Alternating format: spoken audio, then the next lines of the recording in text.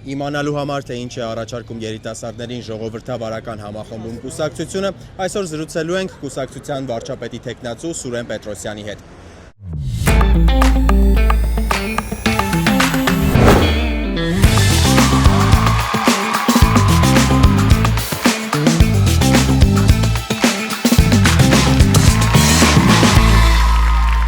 Ինչ է կանում երիտասարդների ուշադրությունը գրավելու համար։ Առանձնահատուկ հստակ ուշադրություն գրավելու համար ոչինչ չենք անում, որովհետև մեր խնդիրը ոչ թե թվալն է կամ ֆլեշմոբեր իրականացնելն է, ինչպես շատերը այսօր կարող անեն, որտեղ ոչ իմաստ կա, ոչ բովանդակություն, այլ հակառակը մեր օրակարգը, մեր նպատակները, մեր խոսույթը փորձում ենք ավելի հասարակությանը հասանելի դարձնենք։ Միայն այդքան, այսինքն հատուկ ինչ-որ մի բան, որով կփորձենք ինչ-որ ֆլեշմոբ անենք, որ երիտասարդության ուշադրությունը գրավենք, այդպիսի բան չկա։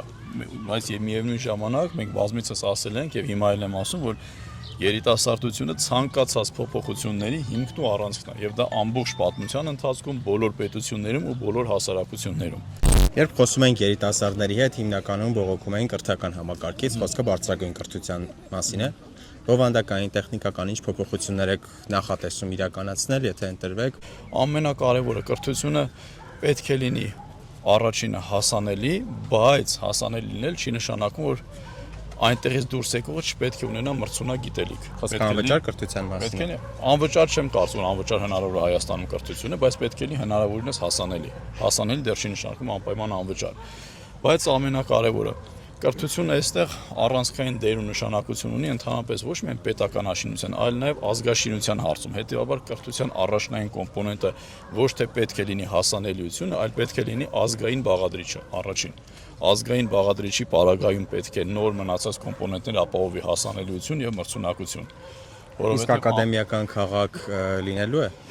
Մեր պարագայում մենք կտրականապես մերժում ենք ակադեմիական քաղաքի լինելիությունը, որովհետեւ դա որպես այդպեսին ըստ էության մեր գիտությունների ազգային ակադեմիայի կազմաքանդման ուղղված ծրագիր է եւ ոչ թե բուն որակական փոփոխությանը միտված։ Ասացիք, որ պիտի հասանելի լինի, ինչ ճանապարհով, վարձերն են էժանանալու, թե ինչն է ավելի հասանելի դարձնելու բարձրագույն կրթությունը։ Դա համար ես ասեցի, տեսլականի առումով չեմ կարող ձեզ ասել, հիմա տեսեք շատ հեշտ կլինի իմ համար ասել, ինչպես շատերը ասում են, բոլորի համար պետք է անվճար լինի, այսպես խոսույթներ կա, բայց որևիցե մեկը չի ասում, եթե դա անվճար եղա բյուջեի, որ հատկացման հաշվին լինելու, որ հոդվածի հաշվին լինելու, կամ եթե ինչ-որ մի բանը պետության վրա ավել բեռադրվում, ինչի հաշվին, որ սեգմենտի հարկերն են շատանալու։ Սա շատ մանուկներ կա, ես ասում, որ տեսլականը պետք է լինի առաջինը, ազգային կրթություն դա ամենաառաջի կոմպոնենտն է, երկրորդը նոր պետք է լինի դա հնարավորինս հասանելի, բայց այդ հասանելիության կոմպոնենտը ինչպես կլինի, ես չեմ կարող ասել։ Դրա համար չասեցի, պետք է լինի անվճար, պետք է լինի կամ չգիտեմ, բոլորը դրա դիմաց վարձատրվեն ուսանողները։ Լավ, սովորեց։ Որտեղ է աշխատելու, աշխատատեղեր ստեղծելու ինչ ծրագրեր ունեք։ Ասեք, դրա համար մեր ամբողջ քարոզարշավի ընթացքում ենք երբեք չեն խոսում կրկին տեխնիկական խնդիրների մասին։ Ձեր ասածը տեխնիկական խնդիր է, մեր առաջարկած օրակարգը խորքային վերափոխումների մասին է եւ խորքային եւ համակարգային փոփոխությունների մասին է։ Ուրեմն ամենակարևորը մինչև կրթական համակարգի բարելավելը կամ դրան զուգահեռ պետք է նաև հասարակության մեջ փոխվի քաղաքական մշակույթը, որի պատասխանատուն քաղաքական վերնախավն է։ Այսինքն հասարակությունը պետք է իմանա, որ սոցիալական վերելակները աշխատում են ոչ թե ծանոթների եւ բարեկամների, այլ բացարձակապես դրանում վճռորոշ դեր են խաղում միայն մրցունակ գիտելիքները։ Ամենակարևորը սա, եթե սոցիալական վերելակները Հայաստանում չաշխատեցին, որևիցե կրթական համակարգ էական փոփոխություն չի կարող բերել, որովհետև մարդը, եթե ինքը գիտի անկախ ամեն ինչից գնում է մրցունակրթություն է ստանում, բայց աշխատանքի չի կարող տեղավորվել, որովհետև ինքը չունի համապատասխան ծանոթ կամ բարեկամ, այդ ամեն ինչը կորցնում է ամբողջ իմաստն ու նպատակը։ Ձեր նշած ավելի երկարաժամկետ խորքային փոփոխություն է, իսկ միջ այդ կյանք շարունակվելու է, բնակչությունը աճելու է, աշխատատեղերի թիվը նույն տեմպով կամ գուցե ոչ նույն տեմպով աճելու է կամ նվազելու է, մինչև համակարգային խորքային փոփոխություններ անելը, ինչը գուցե 10 տարի տևի, գուցե 5 տարի տևի։ Որտեղ են աշխատելու բարձրագույն ուսումնական հաստատությունում սովորելուց հետո։ Տեսեք, անկախ դա քանի տարի կտևի, 10 տարի կտևի, թե 20 տարի կտևի, միակ տարբերակը քաղաքական համակարգի առողջացման բացառապես դա է, որտեղ քաղաքական համակարգի գերխնդիրը ձևավորել միջավայր, որտեղ մարդը առավելագույնս կկարողանա ինքնաիրացվել։ Եթե այդ մշակույթը, այդ համակարգը չկա, կապ չունի քանի հազար տեղ դուք ունենաք աշխատատեղ, քանի հազար աշխատատեղ կունենաք, ինչ միջավայր կունենաք, IT կլինի եւ այլ եւ այլ։ Ու դեպ ասեմ, տնտեսական համակարգը, որտեղ պետք է նաեւ երիտասարդությունը աշխատի, այս համակարգային փոփոխություններից է բխում։ Եթե քանի դեռ ես չեմ ասի, ես ինչ պետություն եմ ուզում ունենալ, իմ պետությունը ուր է գնում։ Ես որպես հասարակություն, որպես ազգ, ինչ ճանապարհ եմ բռնում, իմ առաքելությունը որն է, ինչ տեղ ու դեր եմ պատկերացնում մեր տարածաշրջանում եւ ընդհանրապես աշխարհում, ես չեմ կարող ասել, թե ինչ տնտեսական համակարգ եմ ուզում ունենալ։ Երիտասարդներին նաև հետաքրքրում է վիզաների ազատականացման, Եվրամիությունում ինտեգրման ծրագրերը։ Պրոցեսները շարունակվելու են։ Եվրաինտեգրման Հայաստանը իմ խորին համոզմամբ եվրաինտեգրման պրոցեսի մեջ ընդհանրապես չի, նախ ու երկրորդը վիզաների ազատականացման գործընթացը, ինչպես իշխանությունն է ներկայացնում, տեխնիկական խնդիր չի, որի մասին հենց վիզաների ազատականացման հանձնաժողովի պատասխանատուն բազմիցս ասել է, որ հիմա Սլովակիայում դեսպան է նաև Եվրամիության, այսինքն այս գործընթացին չպետք է դիտարկել, չպետք է մոտիկանալ միայն վիզաների ազատականացման տրամաբանության մեջ։ Մենք գնանք Եվրամիություն, որ երիտասարդները կարողանան գնան այնտեղ ավելի հեշտ սովորելու։ Սա շատ ավելի խոր, ավելի քաղաքական գործընթաց է։ Այս պարագայում եմ ասում, որ ավելի չհստակ լինի։ Մենք որևիցե կերպ Եվրամիության ինտեգրացման գործընթաց այս պահին չենք իրականացելու, բայց դա չի նշանակում, որ կապերը չեն սերտանալու Եվրամիության հետ, ինստիտուցիոնալ կապերը, կրթական ծրագրերը։ Վերադառնալով քարոզարշավին, տարբեր բնակավայրերում եք եղել, կարծում եմ նաև սոցիոլոգիական կամ համացանցային դիրույթում հարցումներ եք արել։ Ձեզ ավելի շատ որ տարիքային խմբի մարդիկ են աջակցում, երիտասարդներից աջակցություն ստանում եք։ Հարցում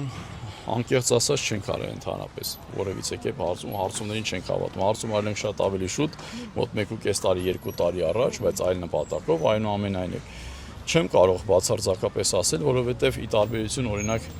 միջին տարիքի կամ տարեց մարդկանց երիտասարդները շատ ժամանակ խուսափում են քարոզարշավի շրջանակներում շփվելուց։ Բայց այս պարագայում չենք իմանում այդ մարդիկ աջակցեն, թե չեն աջակցում, բայց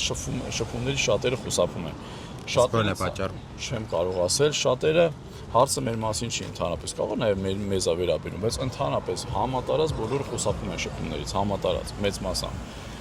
Բայց հիմա քանի որ շփումներից խուսափում են եւ մեր հաղորդման նպատակը այն է, որ ներկայացնենք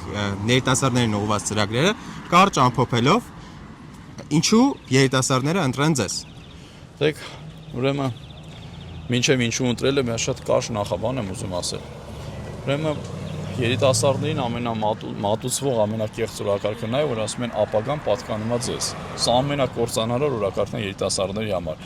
Ապագան երիտասարդներին ամենևին չի պատկանում, ապագան պատկանում է բոլորիս, ներկան է պատկանում բացառապես երիտասարդներին։ Սա ինչ է նշանակում։ Եթե ներկան է պատկանում ձեզ, երիտասարդները պետք է կարողանան պատասխանատվություն ստանձնել իրենց ներկայի նկատմամբ։ Եվ այն փոփոխությունները, որոնք որ երիտասարդներն են ուզում տեսնել, իրենք պետք է շատ լավ գիտակցեն, որ առանց իրենց մասնակցության չի կարող լինել փոփոխություն, որը կլինի ի նպաստ իրենց։ Սա ամենակարևորն է, որ պետք է իմանան։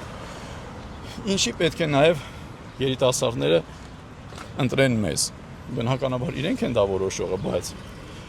իրենք պետք է շատ լավ իմանան, որ Հայաստանի Հանրապետությունում փոփոխություն որակական տեղի ունենալ չի կարող ոչ մի առումով, եթե մենք չճեղքենք այս փոխհամաձայնեցված խմբիշխանությունը, նախկին ներկա իշխանությունները եւ դուրս չգանք այս գաղափարական եւ ընդհանրապես այս փոխհամաձայնեցված խմբիշխանության կապանքներից։ Եվ այս սերնդափոխությունը միակ ճանապարհն է, որով հնարավոր կլինի ստեղծել նոր իրականություն, նոր միջավայր, որտեղ երիտասարդներն հնարավորություն կունենան ինքնաիրացվել նաև։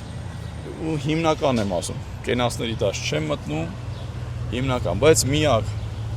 բանը, որով պետք է առաջնորդվեն երիտասարդները, դա նաև որ իրենք պետք է ստանձնեն պատասխանատվությունը ներկայի համար, ու կամ եւս մի կարևոր կործանարար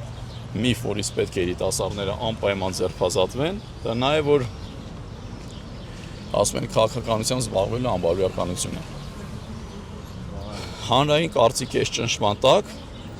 Այն մարդիկ, ովքեր ունեն գիտելիք, ունեն որակ, ովքեր ստանում են մրցունակրթություն, ովքեր գնում են արտերկիր, սովորում են, վերադառնում են, այդ մարդկանց ասում են, գիտեք, ինչ դու լավ մասնագետ ես։ Գործ չունես այս ամենի հետ, դու գնա խելոք քո գործին արի։ Դա անբարոյական միջավայր է։ Չի կարող լինել փոփոխություն, որը կբխի ձեր շահերից, բայց որին ձեր մասնակցությունը չի պահանջվի։ Այդպիսի փոփոխություն չի լինելու։ Շնորհակալություն։ Զրուցում էինք ժողովրդավարական համախմբում կուսակցության վարչապետի տեխնացու Սուրեն Պետրոսյանի հետ։ Միացեք մեր YouTube-յան ալիքին, կհանդիպենք։